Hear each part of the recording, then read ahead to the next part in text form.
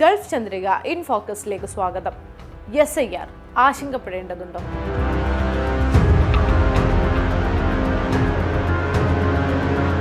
SIR special intensive revision അഥവാ അതിതീവ്ര പുനഃപരിശോധന ഇപ്പോൾ കേരളത്തിലടക്കം ഇന്ത്യയിലെ 9 സംസ്ഥാനങ്ങളിൽ നടന്നുകൊണ്ടിരിക്കുകയാണ്.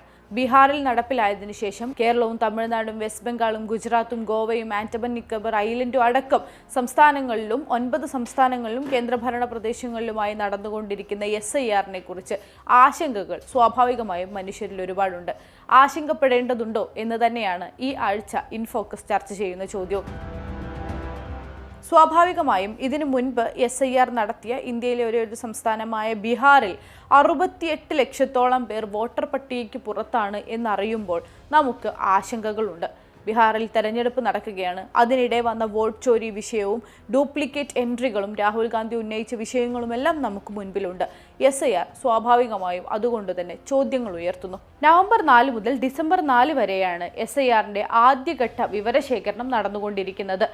ഇതിന് നിശ്ചയിച്ച ഒരു ഫോമുണ്ട്. ഈ ഫോമുമായി നിങ്ങളുടെ BLOമാർ, ബൂത്ത് ലെവൽ ഏജന്റുമാർ നിങ്ങളുടെ വീടുകളിലെത്തുകയും എന്യൂമറേഷൻ ഫോം എന്ന് പറയുന്ന ഈ ഫോം നിങ്ങൾക്ക് സമർപ്പിക്കുകയും ചെയ്യും. ആദ്യ ദിവസങ്ങളിൽ അത് സമർപ്പിക്കുകയും പിന്നീട് അവരത് തിരിച്ചു വാങ്ങാൻ വരികയും ചെയ്യുന്ന 2 ഘട്ടമായിക്കൊണ്ടാണ് പദ്ധതി മുന്നോട്ട് പോകുന്നത്. ഇതിനിടെ അതിൽ പറഞ്ഞിരിക്കുന്ന ഡീറ്റെയിൽസുകൾ, അതിൽ പറഞ്ഞിരിക്കുന്ന വിവരങ്ങൾ നിങ്ങൾ പൂരിപ്പിച്ച് നൽകുക. വിശദമായി പറയാം. അതിനുശേഷം ഡിസംബർ 9 ആദ്യ കരട് പ്രസിദ്ധീകരിക്കും. പരാതികളുണ്ടെങ്കിൽ അതിനുശേഷം പരാതികൾ ഉന്നയിക്കാനുള്ള സമയമാണ്. നിങ്ങളുടെ ഏതെങ്കിലും തരത്തിലുള്ള ID ഹാജരാക്കണമെങ്കിലൊക്കെ അതിനുശേഷമാണ് സംഭവിക്കുന്നത്. ഫെബ്രുവരി 7 അന്തിമ കരട് തയ്യാറാവും. നേരത്തെ പറഞ്ഞ കണക്ക് 2026 നിയമസഭാ തെരഞ്ഞെടുപ്പിന് വേണ്ട അന്തിമ വോട്ടർ പട്ടിക ഈ SIRന്റെ അടിസ്ഥാനത്തിലാണ് തയ്യാറാക്കുന്നത്. ഇതാണ് ഇതിനു മുൻപിലുള്ള പ്രോസസ്സുകൾ എന്ന് പറയുന്നത്. ഇനി വിശദമായി ആ എന്യൂമറേഷൻ ഫോമിലേക്ക് വരാം. ഇത് എങ്ങനെയാണ് നമ്മൾ കൈകാര്യം ചെയ്യേണ്ടത്? രാജ്യത്തെ ഗവൺമെൻറ്റുകളുടെ ഭാഗത്തു നിന്ന് ഇങ്ങനെയൊരു തീരുമാനം ഉണ്ടാവുകയും വോട്ടർ പട്ടിക പരിഷ്കരണവുമായി മുന്നോട്ട് പോവുകയും ചെയ്യുന്ന സമയത്ത് നമ്മൾ അതിനെ കോടതിയിൽ എതിർക്കാത്തിടത്തോളം കാലം, നമ്മൾ ആ സിസ്റ്റവുമായി യോജിച്ചു പോകാൻ തീരുമാനിക്കുന്നിടത്തോളം കാലം അതിനെ ഏറ്റവും സുതാര്യമായി കൈകാര്യം ചെയ്യാനുള്ള ഏറ്റവും പരമാവധി ശ്രമങ്ങൾ ചെയ്യുക എന്നത് മാത്രമാണ് നമ്മുടെ മുന്നിലുള്ള വഴി. അതുകൊണ്ട് തന്നെ SIRനെ ഭീതിയില്ലാതെ ഏറ്റവും സുതാര്യമായി കൈകാര്യം ചെയ്യാൻ നമ്മൾ തയ്യാറായിരിക്കുക എന്നിടത്താണ് നമുക്ക് മറുപടിയുള്ളത്. ബൂത്ത് ലെവൽ ഏജന്റുമാർ ഇപ്പോൾ നിങ്ങളുടെ വീട്ടിലേക്ക് കൊണ്ടുവരുന്ന ഈ എന്യൂമറേഷൻ ഫോം പൂരിപ്പിച്ച് നൽകുമ്പോൾ ഇപ്പോൾ ഏതെങ്കിലും തരത്തിലുള്ളൊരു ID നിങ്ങൾ അതിനോടൊപ്പം സമർപ്പിക്കേണ്ടുന്ന സാഹചര്യമില്ല. ഈ എന്യൂമറേഷൻ ഫോം നോക്കിയാൽ അറിയാം, 3 കള്ളികളായിക്കൊണ്ടാണ് അതിന് തിരിച്ചിട്ടുള്ളത്.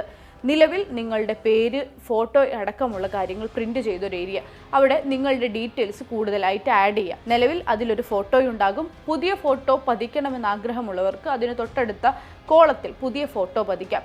അതോടൊപ്പം നിങ്ങളുടെ ഡീറ്റെയിൽസ് എഴുതി ചേർക്കുക.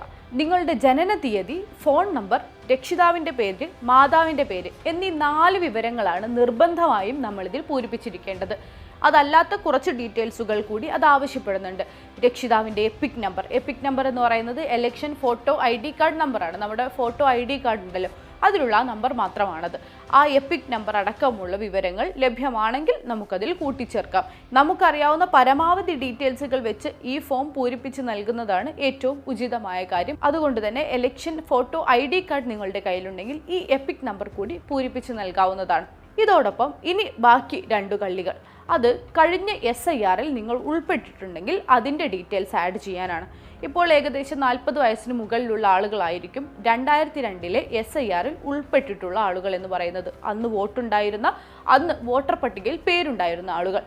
അന്നത്തെ വോട്ടർ പട്ടികയിൽ നിങ്ങളുടെ പേരുണ്ടോ എന്നറിയാൻ തീർച്ചയായും BLOമാരുടെ കയ്യിൽ അതിൻ്റെ ഡീറ്റെയിൽസുകൾ ഉണ്ടാവും. ഇനി അതല്ലാതെ എല്ലാവർക്കും ഇലക്ഷൻ കമ്മീഷൻ്റെ സൈറ്റിൽ കയറി അതിനുള്ളിൽ നമ്മുടെ പേരുണ്ടോ എന്നും അതിൻ്റെ നമ്പർ എന്താണ് എന്നും ഉറപ്പുവരുത്താവുന്നതാണ്. അതിൻ്റെ ലിങ്ക് ഞങ്ങൾ ഇതിൽ കൊടുക്കുന്നുണ്ട്. ഇലക്ഷൻ കമ്മീഷൻ്റെ വെബ്സൈറ്റിൽ വോട്ടർ സെർച്ച് എന്നടിച്ചാൽ ഏതൊരാൾക്കും അത് ലഭ്യമാവുന്നതാണ്. PDF അടക്കം അതിൻ്റെ എല്ലാ ഡീറ്റെയിൽസുകളും, നിങ്ങൾ ഏത് പോളിംഗ് ബൂത്തിലാണോ വോട്ട് ചെയ്തത് ആ പോളിംഗ് ബൂത്തിൽ നിന്ന്, ആ പോളിംഗ് ബൂത്തിൻ്റെ അഡ്രസ്സ് വെച്ച് നിങ്ങൾക്ക് അതിൻ്റെ PDF ഡൗൺലോഡ് ചെയ്യാം. അന്ന് നമ്മുടെ പേരുണ്ടായിരുന്നോ എന്നും അന്ന് നമ്മുടെ നമ്പർ എത്രയായിരുന്നു എന്നും ഒക്കെ നമുക്ക് എല്ലാവർക്കും സുതാര്യമായി ചെക്ക് ചെയ്യാനുള്ള അവസരമുണ്ട്. ഇങ്ങനെ കഴിഞ്ഞ SIRൽ 2002 SIRൽ ഉൾപ്പെട്ട ആളാണ് എന്നിരിക്കെ നമുക്ക് ആ ഫോം, ആ കോളം കൂടി പൂരിപ്പിച്ച് നൽകാം. ഇനി അങ്ങനെയല്ല എങ്കിൽ ഇപ്പോൾ ഏകദേശം 40 വയസ്സിന് താഴെയുള്ള ആളുകളാണെങ്കിൽ കഴിഞ്ഞ വർഷങ്ങളിലായിക്കൊണ്ട് 2002 ശേഷം വോട്ടർ പട്ടികയിൽ ഉൾപ്പെട്ട ആളുകളാണെങ്കിൽ 18 വയസ്സ് തികയുകയും വോട്ടർ ID കാർഡ് ഉണ്ടാക്കുകയും ചെയ്ത ആളുകളാണെങ്കിൽ നമ്മൾ 2002 SIRൽ ഉൾപ്പെട്ടിട്ടില്ല. നമുക്ക് വേണ്ടിയാണ് മൂന്നാമത്തെ കോളം തന്നിരിക്കുന്നത്. മൂന്നാമത്തെ കോളം പറയുന്നത് രക്ഷിതാക്കളുടെ, നമ്മുടെ ഏതെങ്കിലും ഒരു രക്തബന്ധുവിൻ്റെ വിവരങ്ങളാണ്. ആ രക്തബന്ധുവിൻ്റെ വിവരങ്ങൾ, SIRലുള്ള രക്തബന്ധുവിൻ്റെ വിവരങ്ങൾ നമുക്കതിൽ ആഡ് ചെയ്യാം. സ്വാഭാവികമായും നമ്മുടെ രക്ഷിതാക്കളുടേതോ മറ്റോ SIRലെ ഡീറ്റെയിൽസ് 2002 വോട്ട് ചെയ്ത ഡീറ്റെയിൽസ് ഉണ്ടാവാൻ സാധ്യതയുണ്ട്. ആ സാധ്യതയുള്ള ഡീറ്റെയിൽസ് കൂടി നമുക്ക് എന്ത് ചെയ്യാം, ഇതുപോലെ നമുക്ക് ചെക്ക് ചെയ്തുകൊണ്ട് അതിൽ ആഡ് ചെയ്യാവുന്നതാണ്. അത് നമ്മുടെ ഏത് ബന്ധു ആരാണ് എന്നത് മാത്രം അതിൽ കൂടുതലായി പരാമർശിച്ചാൽ മതി. ഇങ്ങനെ വോട്ടർ പട്ടികയിൽ നിങ്ങൾക്ക് ചേർക്കാവുന്ന ഡീറ്റെയിൽസ് ഒക്കെ ഫിൽ ചെയ്ത് കൊടുത്താൽ ഈ എന്യൂമറേഷൻ ഫോം ഫിൽ ചെയ്യാം. ഈ ഡീറ്റെയിൽസ് എഴുതി ചേർക്കുക എന്ന ഉത്തരവാദിത്വം മാത്രമേ നിലവിൽ നമുക്കുള്ളൂ. നമ്മുടെ വീട്ടിൽ എത്ര അംഗങ്ങളാണോ ഉള്ളത് അവരുടെയൊക്കെ ഡീറ്റെയിൽ അടങ്ങിയ എന്യൂമറേഷൻ ഫോം നമ്മുടെ വീട്ടിലേക്ക് കൊണ്ടുവന്നു തരും. ആ കൊണ്ടുവരുന്ന ഫോമുകൾ പൂർണ്ണമായും പൂരിപ്പിച്ച് കുടുംബത്തിലെ ഒരാൾ സൈൻ ചെയ്ത് BLOക്ക് തിരിച്ചു നൽകിയാൽ മതിയാകും. പ്രവാസികളുണ്ട്, അല്ലെങ്കിൽ ഇവിടെ നിന്ന് ഇപ്പോൾ തൽക്കാലത്തേക്ക് മാറി താമസിച്ചവരുണ്ട് എന്നിരിക്കെ അവരുടെ കൂടി ഡീറ്റെയിൽസ് നിങ്ങൾക്ക് കംപ്ലീറ്റ് ചെയ്യാനാവും. ഭയപ്പെടേണ്ടതില്ല. അവരുടെ കൂടി ഡീറ്റെയിൽസ് കംപ്ലീറ്റ് ചെയ്യുകയും ഒരു കുടുംബത്തിലെ ഏറ്റവും മുതിർന്ന ഒരു വ്യക്തി സൈൻ ചെയ്ത് കൊടുക്കുകയും ചെയ്താൽ നമുക്ക് ഈ വോട്ടർ പട്ടികയിൽ ഉൾക്കൊള്ളാവുന്ന രൂപത്തിൽ സുതാര്യമായി ഇത് മുന്നോട്ട് കൊണ്ടുപോകാൻ സാധിക്കും. ശ്രദ്ധിക്കുക, ഒരാളുടെയും ഡോക്യുമെൻറ്റുകൾ, രേഖകൾ നഷ്ടപ്പെടാതിരിക്കാൻ ശ്രദ്ധിക്കുക. എല്ലാ ആളുകളെയും പരമാവധി ഇതിൽ ചേർക്കാൻ ശ്രമിക്കുക.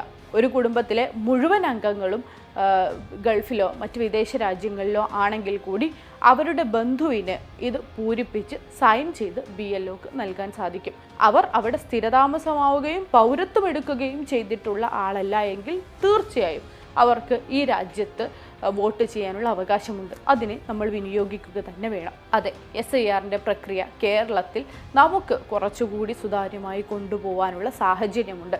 ഇനി ഏതെങ്കിലും അതിനകത്ത് ഒരു പിഴവോ മുൻധാരണ മൂലമുള്ള പ്രവർത്തികളോ നടക്കുകയാണെങ്കിൽ അതിനെ പൊളിച്ചെടുക്കാനുള്ള സാഹചര്യവും രാഷ്ട്രീയവും സാമൂഹികവുമായ സാഹചര്യവും നമുക്കുണ്ട്.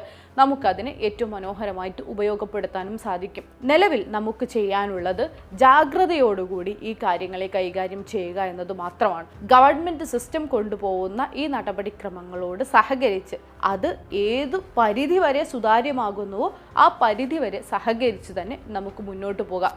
SIR ഭയപ്പെടേണ്ടതില്ല എന്ന് തന്നെയാണ് നിലവിലെ സാഹചര്യം എന്ന് പറയുന്നത്. കേരളത്തിൽ സുതാര്യമായി നടത്തിയെടുക്കാവുന്ന സോഷ്യൽ ക്യാപിറ്റൽ അല്ലെങ്കിൽ ഒരു പൊളിറ്റിക്കൽ പവർ നമുക്ക് നിലവിലുണ്ട്. അതിനുപയോഗിക്കാം. ഒറ്റ കാര്യം മാത്രം പറഞ്ഞ് അവസാനിപ്പിക്കുന്നു. ഭയം വേണ്ട, ജാഗ്രത വേണം താൻ. നന്ദി.